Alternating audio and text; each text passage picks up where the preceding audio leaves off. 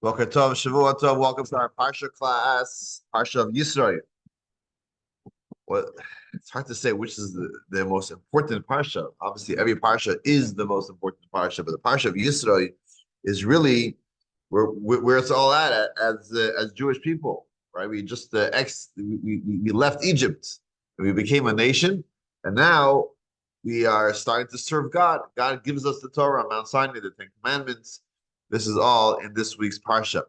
So obviously a very important parsha. And I want to talk about one idea, which I think just the way the Torah describes that moment, the moment of the revelation at Sinai. The revelation at Sinai is something that till today, right? This is where it's all at. This is Judaism, right? Where did Judaism begin? A revelation at Sinai. It wasn't a revelation to Moses. It wasn't a revelation to one individual or a small group of people. It was a revelation that God Himself revealed Himself to each and every one of us, each and every Jew, right? Millions of people all witnessed it, which Maimonides actually points out that is the strong differentiation between the Jewish religion and all other religions, where all other religions begin with one person. Or the claim is one person had a revelation, or a small group of people had a revelation, and then it's a matter of a trust-based religion. I mean, I trust and I believe that this person truly had this experience as they claim they did. So it's either you do believe them or you don't believe them. In Judaism, it's all of us, it's millions of people who had this revelation. You can't make that up, right? So it's a very different type of uh, origin and start to this religion. But obviously, God reveals Himself as Mount Sinai, gives us the Ten Commandments, and not just the Ten Commandments. That's just the beginning. It's a little taste. But we have the entire Torah given to us. It was more about this bond and this relationship that we had with God. God chose us as His nation. We chose God as our God. Um, so before we get to that, just a little bit of a overview of the parsha. The parsha begins with the in-laws, the father-in-law. That's a marriage tip. When I got married, I told my wife's family comes before my own family. Therefore, I'll always honor my wife's father-in-law before my own father. Okay.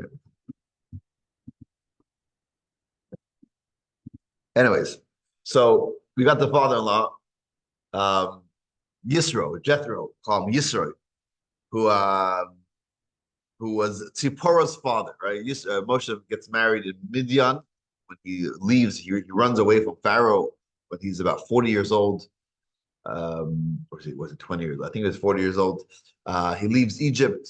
He makes it to Midian. He meets his wife Tzipporah, and they marry. And Tzipporah is the daughter of Yisro. Yisro at the time just left the various religions and idols worshiping the various idols, and he was known as a priest, an old priest in Midian, and he didn't come to Egypt, right? His daughter didn't either come to Egypt, right? Because Moshe left his wife and two children behind, and he went with Aaron.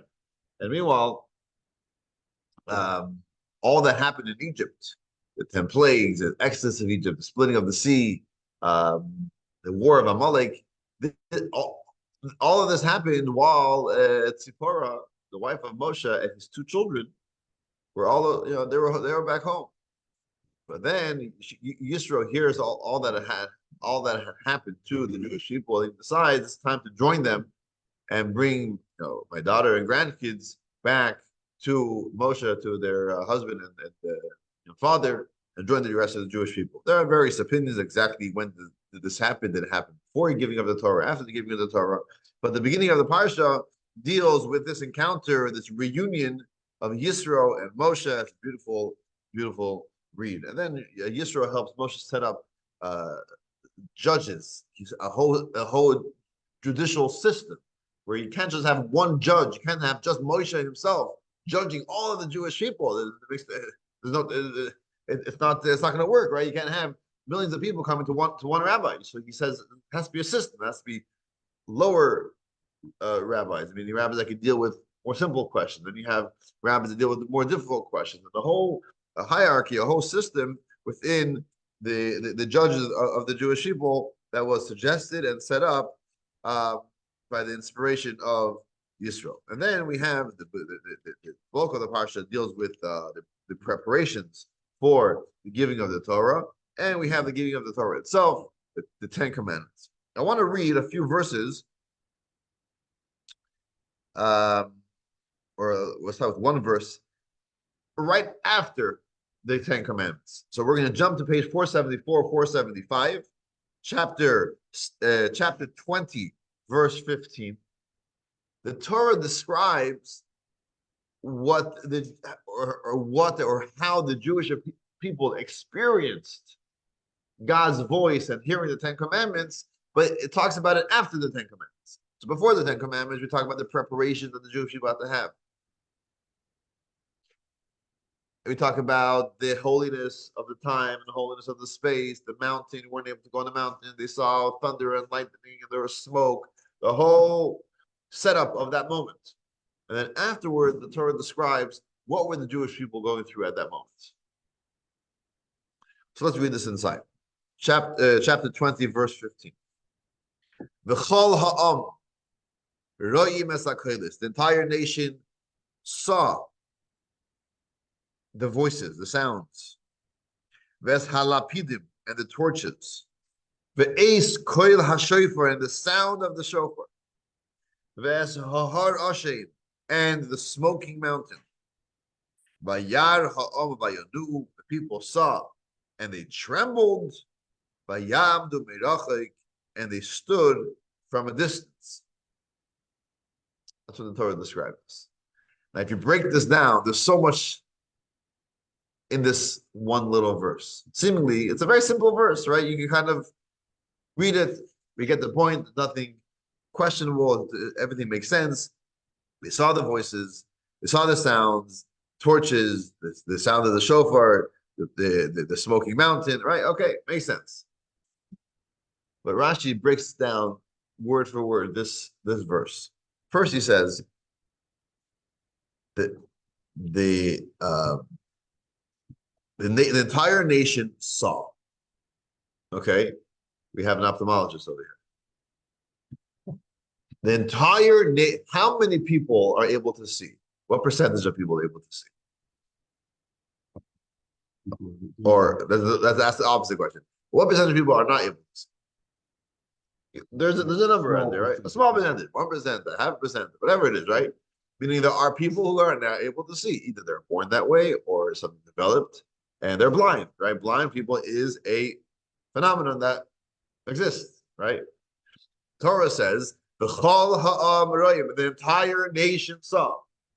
So right away, Rashi says, you know what happened? Even the blind were cured. There were no blind people at Mount Sinai. Everyone was able to literally see with their physical eyes. And he says, the truth is, it's not only blind people, but there were no deaf people. Because he quotes another verse that says, Na'aseh v'nishma, we will do and we will hear. Oh, that means that all the Jewish people were actually able to physically hear with their ears. So there were no deaf. And it also says that the Jewish people responded. The verse that he quotes is Vayanu kol ha'am. All the Jewish people answered, they all responded. So they mean they all spoke, which means that there were no mute, which means everyone was able to see, hear, and speak. So everyone was healthy. The truth is that it says that there wasn't just that. Any type of health issue that people had, they were all cured. Everyone was at utmost health during the time of receiving the Torah. And there's many explanations to it, the idea that Torah is here to heal, etc., etc. So that's an interesting point right away. Rashi points out. Everyone was able to see. But what did they see? They saw smoke. They saw torches. You know what else they saw? So they saw sounds. They saw the sound of the shofar. It doesn't say they heard the sound of the shofar. They saw the sounds. They saw the thunder. They were able to see thunder. They were able to see the lightning on the thunder. So Rashi quotes actually from the Talmud or from the Midrash. I'm sorry, from the Mechilta. Sorry, he quotes, I believe, from the Mechilta. He says, "What does it mean that the Jewish people saw the sounds?" It's true; they actually did see sounds, and it says that they were able to see what is usually heard, and they were also able to hear what was usually seen. What does that mean? What's the significance of that? Okay, so we have different senses, and we take in, we relate to various areas, things around us through our senses. There are certain things we can't see, we can't touch, we can't feel, but we're able to smell. Certain things, how do we relate to it? Through hearing it. We can't see it, right? There's no vision. We hear it, voices. Certain things we can't hear, but we just see, right? We see things. Certain things, right? We relate to in different ways. We sense. We have 5 different. So what is so by the giving of the Torah says, "Wow, miraculous thing! You won't believe what happened." They were able to see sounds. Usually, you're only able to hear it. They're able to see it, and they were able to see things that are usually. They're able to hear things that are usually seen. I mean, okay, fine. So this a crazy miracle. What's the point of it? Like, what's the significance of that? Like, just like, hey, let me just do something really wild, and you'll be able to hear things and be able to see sounds. I mean, like, for what? For what purpose? What does this mean? Like, wow, such an inspiring experience. I was able to see the sounds. I mean, and what? And therefore, what? Like, what's the fact that they all got healed? I get that. Perfect health. They're fully complete. They have the strength. They have the wisdom. But like, what's the significance of this idea of that they heard or they saw the sound? Torah obviously finds it important to tell us that you should know during this time of the giving of the Torah, revelation at Sinai, they're able to see what's usually heard. What's the meaning behind it? So there are various explanations. One of the explanations is that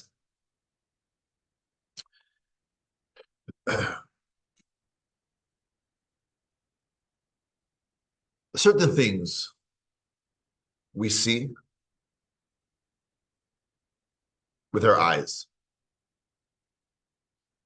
And generally, things that we see, we feel very confident, very sure about. Absolute. I saw it with my own eyes. You see something, and you're convinced that what you saw is exactly what it is. But the truth is, our vision, what we see, is so what's the word? Not fragile, but it's so easily distorted. We think we see something and we're so sure of ourselves that this is the truth. But so many times we are being deceived by our eyes. I mean, you have an optical illusion, right? What's an optical illusion? It looks like one thing, but we realize it's not what it is. It doesn't make any sense, right? But we're so sure of ourselves. And sometimes, if you want to see the truth, what you have to do is you actually have to close your eyes. By not seeing it, by only hearing it, sometimes that's the way to truly see it. or to see its truth. So talking about an optical illusion. So about a year or two ago, I was in Toronto, and we took our kids to a museum. What was it? What was the name of the museum? It was called the Optical Illusion Museum. Now, recently, as you know, I was in Texas, so I saw that they have a museum there as well. So maybe this is a common thing in many cities. This is one we saw in Toronto. It could be they have it everywhere. But it's an optical illusion museum. It's not a very large museum, but maybe 3 or 4 rooms, and there's many different optical illusions. Many of them are like the standard ones that if you measure, it looks like one's bigger, one's smaller, but if you measure it, it's really the same size, or things like that, which is interesting. But to me, what really blew my mind was in the back of the museum. There's like a little room.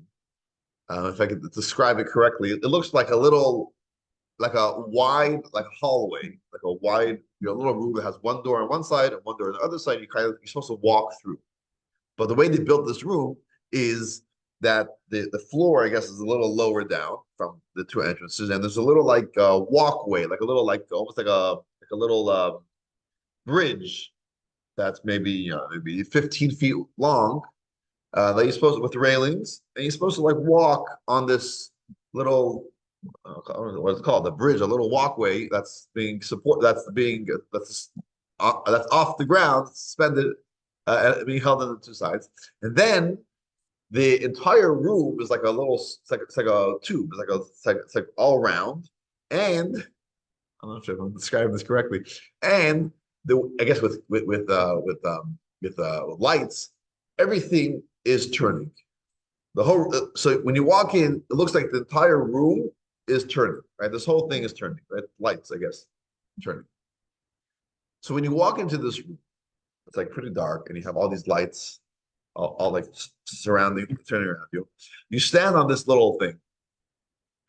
You open your eyes, you see everything turning. What happens right away is you become extremely dizzy. It feels like the whole room is like tipping. So much so that when I went in with my kids, I had to hold on the railings. If I didn't hold the railings, I literally would fall. In fact, my child, my like 4-year-old who was with me, fell out of dizziness and lost balance and fell, and like I have to, pick him up and take him out. So if you're standing on this railing, on this path, and you look, your eyes are open, and you didn't know that you are in a museum, and if I asked you what's going on, you would say something is wrong. Like this whole thing is tipping. I feel that this whole room is like falling down. I literally have to hold on. There's like a hurricane outside. There's a I don't know what's going on over here, right? There's the earthquake. I feel I'm shaking. I'm losing balance. So what do you have to do to get out of this situation? Well, you have two options. One option is to walk out. Another option is close your eyes. Just close your eyes. Because the moment you close your eyes, everything is still. I'm perfectly balanced. I'm not feeling dizzy anymore. It's all it takes. Just close your eyes. You open your eyes, nothing's actually happening to you physically. Nothing is moving.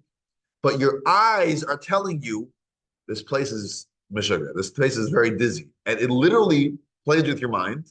You feel unbalanced, and you could literally fall. So you get so carried away with what you see that it literally, you feel unbalanced because of it. Even though, just close your eyes, everything is fine. You're being supported. You're grounded. You're on 2 feet. Everything is fine. Just close your eyes. So sometimes our eyes are an illusion, but we're so convinced that what I saw is correct. I saw with my own eyes. Of course, this is right. Sometimes the world is an illusion, or the ways of the world, I should say, are an illusion. We're convinced that we have to do this, we have to do that. This is going to bring success. This is what is the best thing for me. But sometimes you say, you know what? It feels so correct. It feels so real and so true. Close your eyes for a moment, and then tell me, is that the truth? There are certain times in Judaism that we have a tradition that we close our eyes. When we say the Shema Yisro, right? We close our eyes. We close our eyes not only because we don't want to be distracted from people and other things. We close our eyes because we are saying something that we need to close our eyes for. We don't want the world, our vision, to distort us. Shema Yisrael, hear, O Israel. The Lord is our God. The Lord is one. The Lord is one doesn't only mean that there is one God, but it means that the Lord is one. All of reality is really an extension of the Lord, extension of Hashem. And it's only here to serve that purpose. But if I open my eyes and I look around the world, I say, I don't see godliness. I don't see how the world is all an extension of God and all fulfilling its purpose of making the world a better place and a place for God's energy and Shekhinah to rest. I don't see that. It's not true. It's not a reality. How could this be? And we tell you, close your eyes. It's an illusion. Close your eyes, you'll see the truth. You'll see the purpose within everything. When the mother lights Shabbat candles on Friday evening, the tradition is that we close our eyes while we say the blessing. And as we know that when the mother lights Shabbat candles, the custom is not just to say the blessing on the mitzvah, but also to say a prayer. Say a prayer for family, asking God. It's an important time. They close their eyes, and now they're able to see so much further than what they see just standing in front of them. They see their children, their grandchildren. They see our family, friends, people that they're praying for. They see the truth. They see the truth. Sometimes what we see is not the truth. And that's what the Jewish people experienced at Mount Sinai. Ro'in es hanishma and shoimin es hanida. They were able to see the sounds and hear what's usually seen. In other words, what we usually see,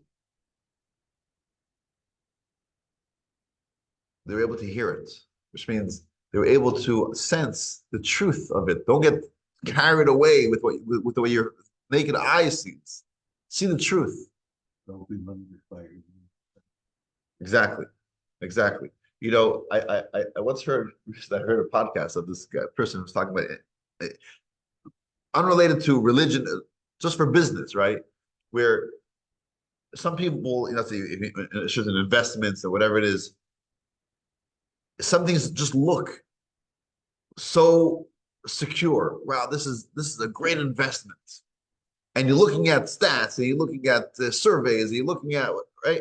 And everything seems to fit. But sometimes, or very often, it's all psychology. It's all playing with your mind. It looks one way, but it's all distorted because sometimes, this person was giving examples of how surveys are written and how they play with your mind. They ask you a question, and then the follow-up question, it could be different based on the previous question. An example that he brought was how many people, something like, how many people live in Canada? So the first question was, on one survey was, true or false? There are more than 1 million people in Canada. True. And then the question was, how many people live in Canada?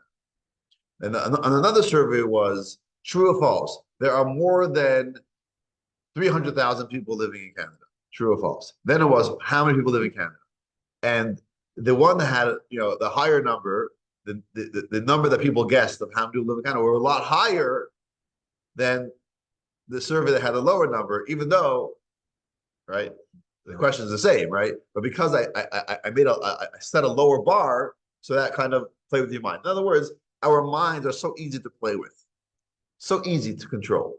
So what we see and we're convinced that this is true, we need like a base, we need an anchor, which obviously we have the Torah to give us that truth, not just to go with what our eyes see. Another story, I think I might have mentioned this story in the past. on this during a Parsha class, but I'll say it again. I think it's a fascinating story and powerful. So in Israel, there is this museum called the Blind, we call it the Blind Museum.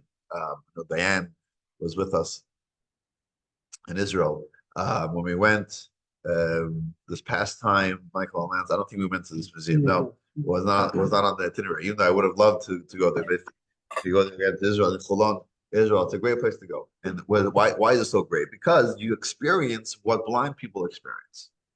And also deaf. They have a deaf side. You're right. So blind. So I went to the blind. I think Diane went to the deaf. I went to.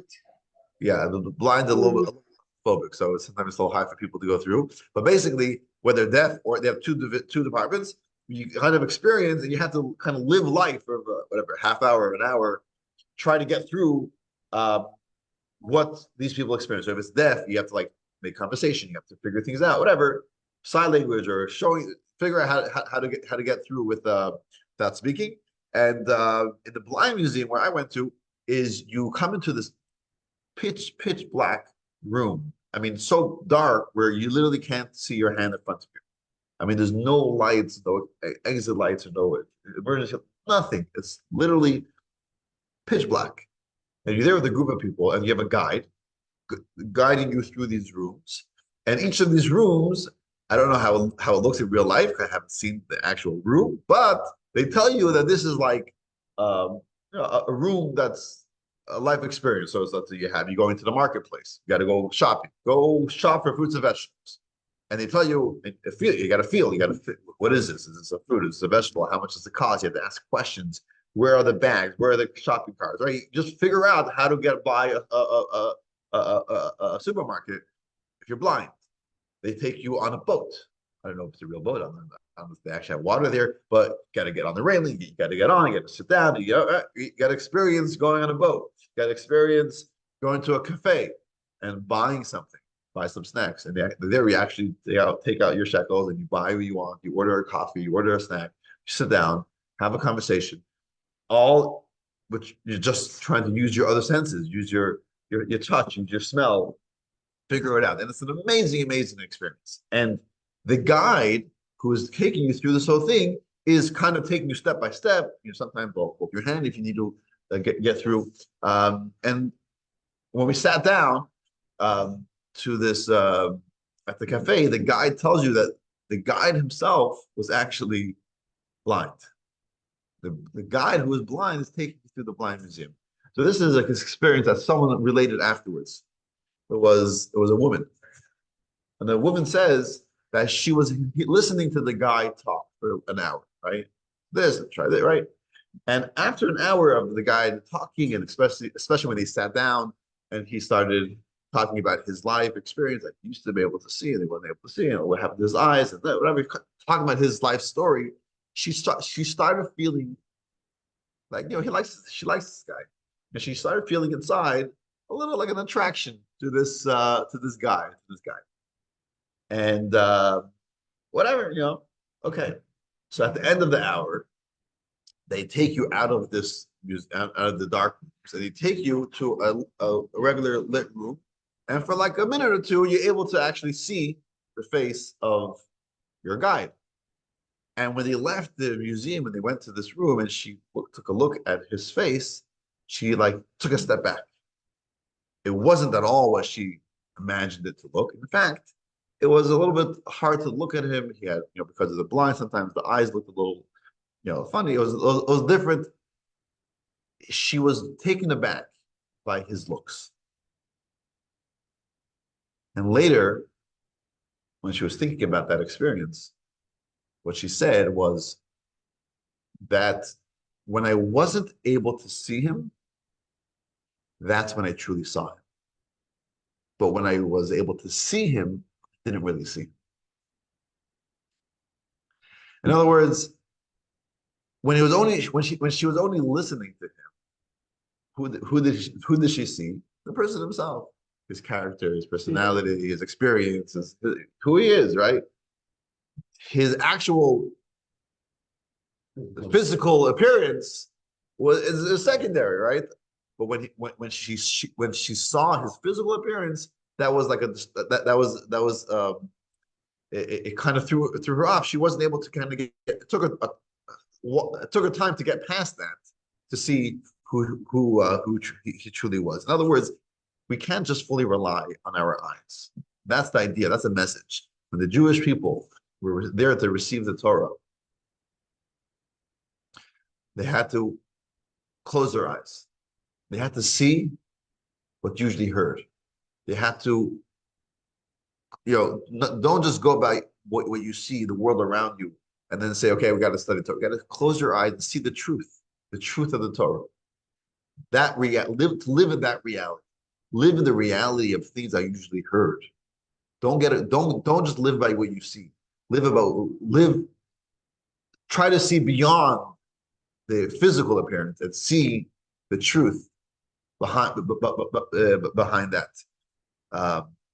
Just one last little story on this topic, which I came across a few years ago with actually my wife Tabushka showed this to me. She doesn't usually watch videos, so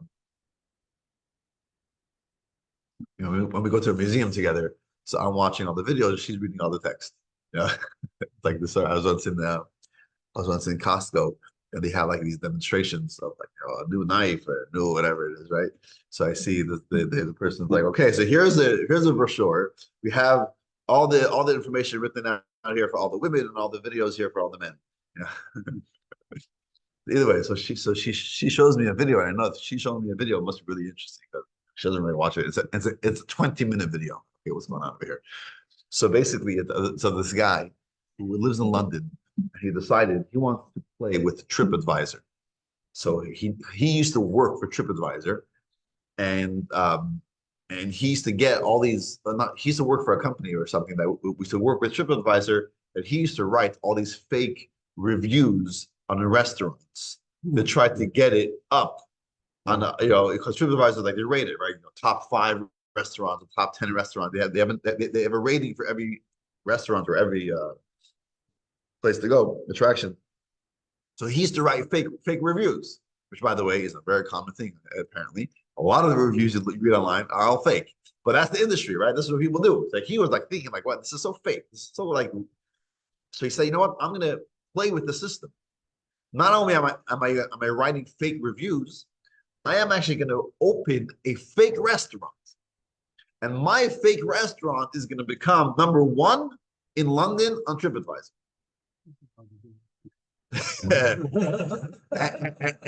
and he recorded the whole thing. So he opened this restaurant. He called it the Shed. Why did he call it the Shed? Because in his backyard he had a shed. So he took a picture of like a little table next to the shed, and he posted it. New restaurant, the Shed. Doesn't exist, right? Just a picture. And he started writing reviews. We got some friends to write a few reviews. Before you know it, it's starting to get attraction. I've been to the Shed, and I don't know about the Shed. How's the restaurant? And he's writing some reviews, and he had a number. And whenever someone would call to make so first of all, by reservation only, there was no address. Whenever someone would call to make a reservation, they would say, we're full. We're booked. When's the next time you have an opening? I don't know. Our calendar is full, whatever, right? He never allowed people to book. And people are trying to call. There's reviews online. People are getting excited about it. And it's going up in ratings. So whatever, it started up, whatever, it's 1,000 and 900, slowly rising. And people are calling. The phone is off the hook, and there's never availability. And people are talking about this. What about the Shed? It's never available. How are you supposed to get into the Shed? A whole thing, right? He started getting top names. He didn't say names, but he said the big celebrity names calling. Their agents were calling about, we make a book. And like, sorry, we're full. Really? Like, you know who I'm calling for? I'm calling for this and this guy. Sorry, we're full. Long story short, he made it #1 on TripAdvisor. And then he made a joke out of it. He opened up for one day, and he served basically like boxed food, like mac. He just went to Walmart, he bought some boxed food, and he served it on the plate. They made it look fancy, and everyone loved it. Whatever. That's a whole funny ending as well. But the point is how false the world is. It looks so real, so much so that everyone's writing ratings, and it's #1 on TripAdvisor. You can't just follow what our eyes tell us. We just follow our eyes. Even if we're convinced it is true, it's not necessarily true. We have to close our eyes every once in a while and say, you know what? What is the truth? I'm getting the pressure from around me. This seems like the most in thing to do. It seems like the right thing to do. Is it right? Close our eyes. Think about God. Think about the Torah. Think about an absolute moral system. Think about what's most important. And then we follow. And then we open our eyes and then we'll see a whole different reality. And this is, I think, a little lesson we could take from this week's Parsha, the way we experienced it then during the Ten Commandments, and we should experience it today as well. I'll leave you with that. Thank you for joining us, and have a Shavua Tov. A quick announcement. This week we start our JLI class, Advice for Life. Starts on Tuesday, both the morning at 10:30 and evening at 7:30. We'll have a Chinese buffet for the evening class at 7:30. If you join us, try it out, no cost for the first class. And Advice for Life is a fascinating course. It's basically taking various areas in life where people approach the Rebbe for guidance. And the guidance that they got, it's not, it's not just guidance of how to study Torah better, but in every area in life, whether it is retirement or whether it is job, whether it is raising family, education, so many different areas in struggles that people have in life where people approach the Rebbe and got fascinating guidance. We are going to through it to be a multimedia experience with their various videos and texts that we're going to read and watch to understand, to learn some of these ideas. So it's a fascinating course, if you ask me, and I would love to see you there, either in person or on Zoom. So let me know if you'd like to join us. Have a Shavua Tov, and we'll see you soon. Thank you, Mendel. Well, I see you.